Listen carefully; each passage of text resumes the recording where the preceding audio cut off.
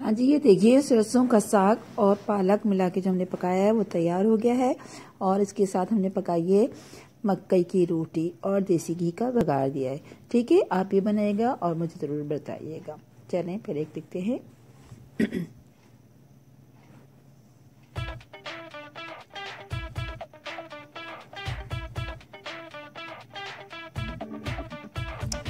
अस्सलाम वालेकुम फ्रेंड्स, आप कैसे हैं?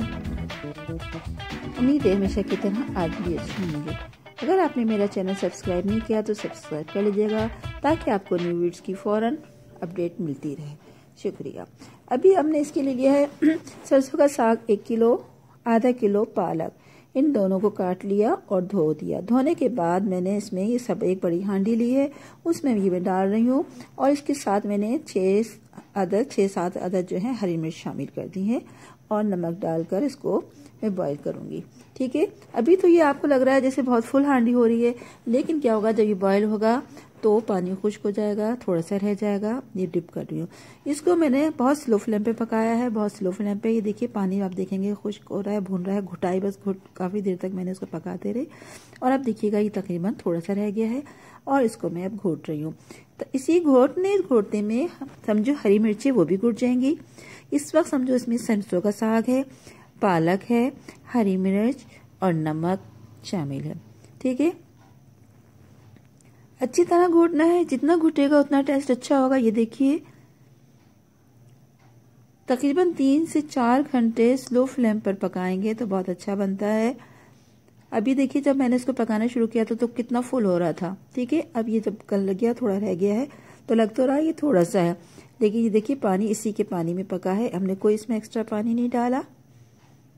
फिर मैंने इसमें डाल रही हूँ अदरक और लहसुन का पेस्ट। ये देखिए अदरक पिसी हुई है और लहसुन है, इसका पेस्ट मैं इसमें डालूंगी।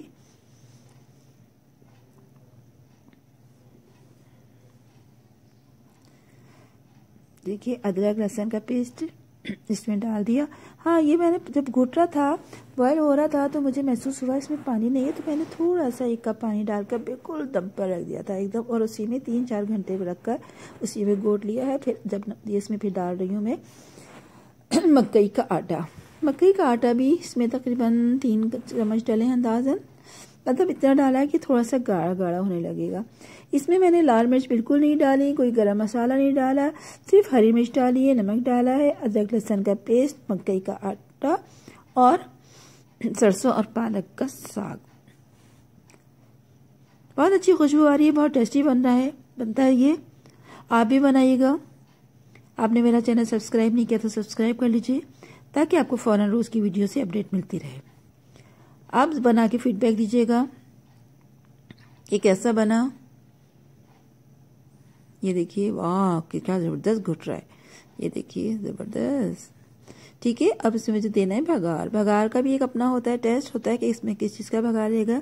ये मैंने घी लिया, घी में डाला है प्याज डालिए, उसके बाद इसमें मैंने डाल दिए साबुत लाल मिर्च, इसका बघार देना है। और इसमें बाद में डालना है मुझे लहसुन जो है वो भी बारीक काट कर शामिल करूँगी। ये बस तकरीबन बघार तैयार होने वाला है।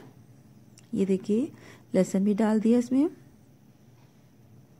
ये बघार मैं इसमें साग में डाल दूंगी और मज़ीद ऊपर देसी घी थोड़ा सा डाल दूंगी ताकि टेस्ट जो है मज़ीद अच्छा हो जाए।